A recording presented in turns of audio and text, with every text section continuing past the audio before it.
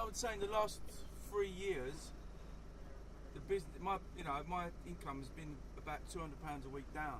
That's been like consistently. So you're talking £40-50 a day, and even like the weekend trade. If you work on a Friday night, it used to be you knew what a certain figure you would get, but now you probably might get one good Friday, Saturday in a month. Sometimes you don't even bother coming in on a Friday. I don't really bother now because you don't know if it's going to be alright, or otherwise you just spend your life coming out to work. And also, there's just so many of them. Like I think there's 40,000 of them. I've never stepped in an Uber car. Would never step in an Uber car. I'd rather put pins in my eyes. I would never do it. Never, ever. We don't want companies coming here and think they can push us around. Well, it's not going to happen. In the end, we got ourselves together and we decided that they weren't going to push us around with their weak technology. They may think it's great, but everyone's got it now. But you are disrupting the industry. You're having a massive impact on it, aren't you? Absolutely. People will go bust because of this. I don't think so. I think we're bringing competition to an industry that actually hasn't been disrupted for decades. We believe competition's good. Well, it certainly had an impact, and probably where I'm probably reckon maybe 40% less work I'm doing than what I used to. There's certainly a lot more of them on the road because they just have to be around, and whereas we get held on the street, they just sort of held by the app, I guess. Uber now! Uber now! Uber now! There is no doubt that Uber has changed the way that we all get around. All right, Alison Morris looks back at how the company shook up the taxi industry.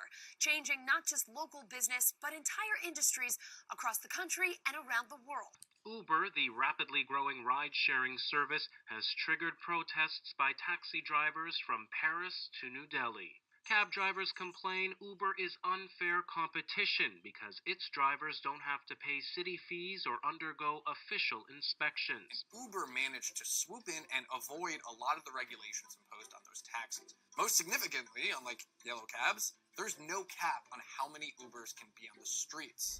They've had an effect because they're blocking all the roads up. There's so many of them out there that are unregulated, they can't drive. The number of Ubers has now surpassed yellow cabs in New York City. This has left many yellow cab dispatchers in an unprecedented predicament, having a surplus of medallion taxis but not enough drivers to drive them. Yellow taxi is not earning a living, and they pay a hell of a lot of money for what they call medallion, and you're talking millions for that. And these guys are going out of business left, right and centre and committing suicide. They saw the medallion as the safe investment that they could eventually lease out when they wanted to retire. And for a long time, it was a really, really solid investment. They went from around $250,000 in 2003 to more than $1 million in 2013. But then came Uber. Since Uber came to New York, the value of the medallion has dropped an incredible 90% in 5 years. Uber has disrupted pretty much everything about the taxi industry in New York. Drivers say that their wages have gone down. Uber says that it's providing service to outside of Manhattan, where traditionally taxis wouldn't really go. In less than a decade, Uber seemingly had larger than life. Travis Kalanick and partner Garrett Camp came up with the idea while trying to get a cab in Paris back in 2008. Their solution? Tap your smartphone, get a ride. In the UK, thousands of drivers are switching from local firms to use Uber's smartphone app that connects them directly with customers. Uber, a US tech giant valued at $40 billion, has turned the global minicab industry upside down. Still, cab drivers here in New York claim Uber is putting them out of business.